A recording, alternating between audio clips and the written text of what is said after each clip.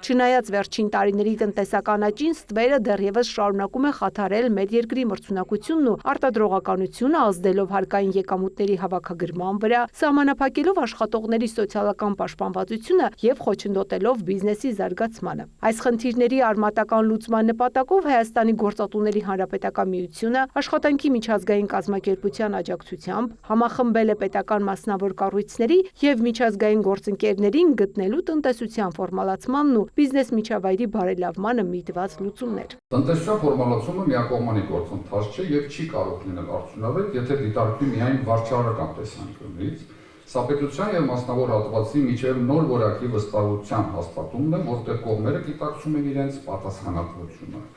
Երբ մենք խոսում ենք ստվերից դուրս գալու մասին, մենք առաջին հերթին խոսում ենք մեր երկրի տնտեսական անվտանգության և ներառական աճի մասին։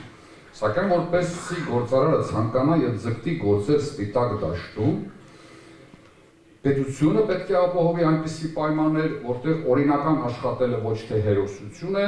այլ պարզապես շահավետ ու տնտեսապես հիմնավորված որոշում։ Հակառակ դեպքում տնտեսվարողները կխուսափեն խոշորացումից, քանի որ դա մեծացնում է հարկային բեռը։ Արդյունքում անհավասար պայմաններ են ստեղծվում օրինական դաշտում աշխատողների համար, նշում է Համբարձումյանն ու հավելում, պետք է վերանայել նաև նպաստների համակարգը։ Մարդը պետք է ձգտի ֆորմալ աշխատանքի, տեսնելով դրա սոցիալական ու առողջապահական առավելությունները, ոչ թե վախենա նպաստը կորցնելուց։ Աշխատանքի միջազգային կազմակերպությունից էլ ընդգծում են, աշխարհում աշխատուժի ավելի քան 60%-ը գործում է ոչ ֆորմալ դաշտում։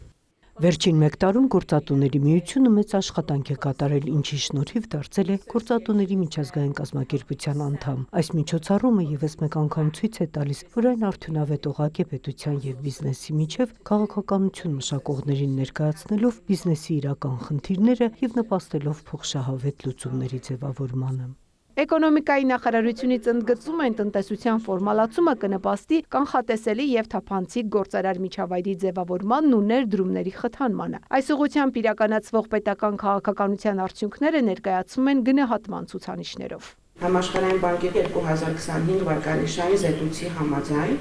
Հայաստանը գրանցել է միջինից բարձր արդյունքներ,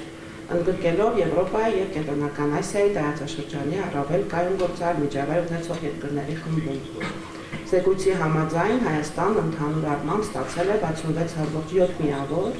ինչը 6.6 միավորով գերազանցում է գնահատված 101 երկրների միջինացված ցուցանիշը։ Իսկ պետական եկամուտների կոմիտեից թվարկում են վերջին տարիներին աշխատուժի ֆորմալացման ուղղությամբ իրականացված ծրագրերն ու ներկայացնում իրենց ուսումնասիրությունների արդյունքները։ Դեռևս 2021-22 թվականներին պետական եկամուտների կոմիտեն ֆրանսիական զարգացման գործակալության հետ համատեղ նախաձեռնել է ոչ ֆորմալ տնտեսության գնահատում, համաձայն որի Հայաստանում ոչ ֆորմալ զբաղվածություն ունեցողների թվաքանակն ըստ աշխատուժի հետազոտությունների 2020 թվականին կազմել է 33.2%,